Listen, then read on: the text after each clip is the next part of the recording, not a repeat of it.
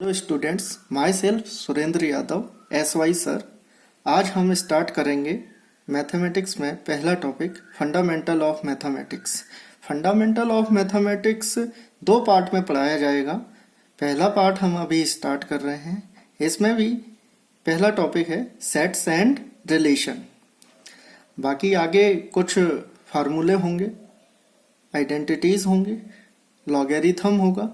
Logarithm में भी logarithm identities, logarithm graph, logarithm equation, logarithm inequations पढ़ेंगे। सबसे पहले हम स्टार्ट करने वाले हैं sets and relation. Sets and relation में ये टॉपिक जो है आपका केवल मेंस में है। एडवांस में सेट्स एंड रिलेशन से क्वेश्चन नहीं आते हैं, लेकिन मेंस में एक क्वेश्चन फिक्स है, इससे आता है। फंडामेंटल ऑफ मैथमेटिक्स 1 में आगे के जो टॉपिक्स हैं, जैसे आइडेंटिटीज हैं, कुछ फार्मूले हैं, लॉगरिथम है, इससे एडवांस में क्वेश्चन आता है। यहाँ पे जो सेट और रिलेशन पढ़ाया जाएगा, इससे आप NCERT भी अटेम्प्ट कर सकते हैं, क्योंकि ये NCERT का पहला टॉपिक भी है, 11th NCERT का। चलो अब हम स्टार्ट करते हैं सेट्स एंड रिलेशन। तो सबसे पहले सेट्स की डेफिनेशन। यहाँ पे हम बड़े शॉर्ट में सारी डेफिनेशंस पढ़ेंगे, क्योंकि जो क्वेश्चंस आते हैं वो ऑब्जेक्टिव होते हैं, उसमें थ्योरी नहीं पूछी जाती है। तो हमको चीज़ें अंडरस्टैंड करना बहुत ज़्यादा ज़रूरी है, रेदर उनको डिटेल अंडरस्टैंड करने के अलावा। तो बड़ी शॉर्ट डेफिनेशन है सेट्स की। Collection of well defined objects. ये वेल डिफाइंड ऑब्जेक्ट्स का क्या मतलब है? जैसे जो ऑब्जेक्ट्स वेल डिफाइंड होंगे उसे, उनके कलेक्शन को हम सेट बोलेंगे। एग्जाम्पल से समझते हैं। सेट्स को हमेशा कैपिटल लेटर से रिप्रेजेंट करते हैं, और सेट्स के एलिमेंट्स को अगर जरूरी हो तो हम उसे स्मॉल लेटर से रिप्रेजेंट करते हैं, लेकिन सेट्स को हमेशा कैपिटल लेटर से रिप्रेजेंट करते हैं। जैसे आप वोवेल्स का कलेक्शन ले लो, A E I O U। इसको कर्ली ब्रैकेट में हम क्लोज कर देंगे। ये जो कर्ली ब्रैकेट से सेट्स को रिप्रेजेंट किया जा सकता है, इसमें आपने वोवेल्स का कलेक्शन लिया है, 5 वोवेल होते हैं उनका। एक और एग्जांपल लेते हैं। First 5 natural number 1 2 3 4 5। एक और एग्जांपल ले सकते हैं, कैपिटल लेटर से एग्जांपल सेट का ले रहे हैं हम। इसमें फर्स्ट 3 प्राइम नंबर 2 3 5। ये सारे वेल डिफाइंड सेट्स हैं, क्योंकि इसके जो एलिमेंट्स हैं उन्हें हम अच्छे से जानते हैं।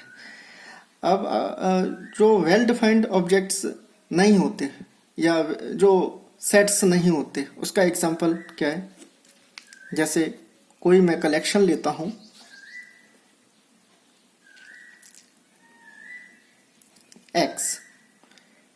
X is intelligent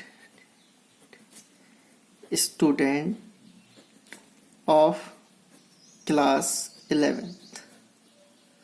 अब क्लास 11th का इंटेलिजेंट स्टूडेंट, मान लो 50 बच्चे अपने क्लास में हैं, 50 स्टूडेंट हैं अपने क्लास में। इंटेलिजेंट का कैसे डिसीजन होगा? जब तक टेस्ट नहीं होगा तब तक इंटेलिजेंट कौन है ये नहीं बता सकते।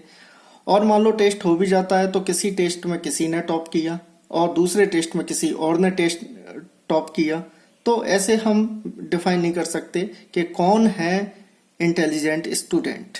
So this is not a set, क्योंकि ये वेल डिफाइंड नहीं है। रिप्रेजेंटेशन।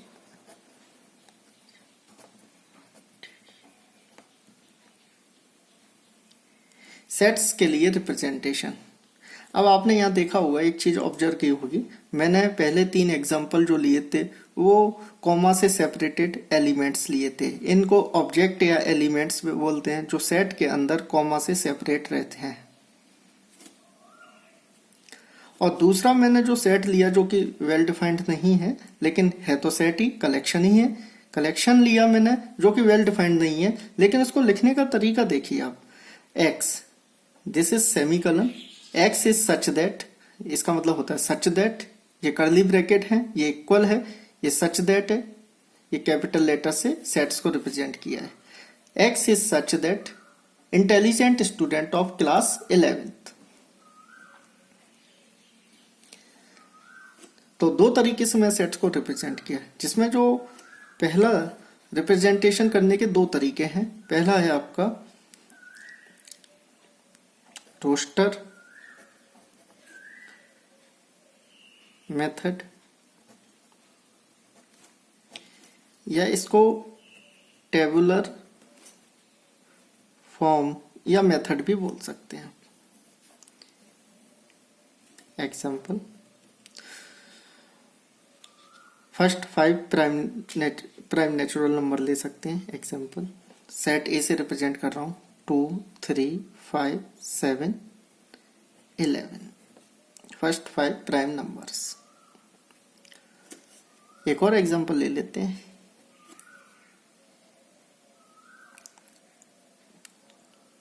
वोवेल्स, वोवेल्स में जरूरी नहीं है ए ई आई ओ यू इसी सीक्वेंस में लिखा जा सके, इसको सीक्वेंस चेंज भी कर सकते हैं, ई आई यू ए ओ।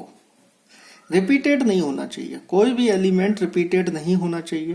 बाकी सीक्वेंस आगे पीछे लिख सकते हैं, वो चल जाएगा, उससे कोई प्रॉब्लम नहीं है। इसमें कितने एलिमेंट है? 5 एलिमेंट है। कौन कौन से हैं? ई आई ओ यू ए, जो भी। Second method, set builder method.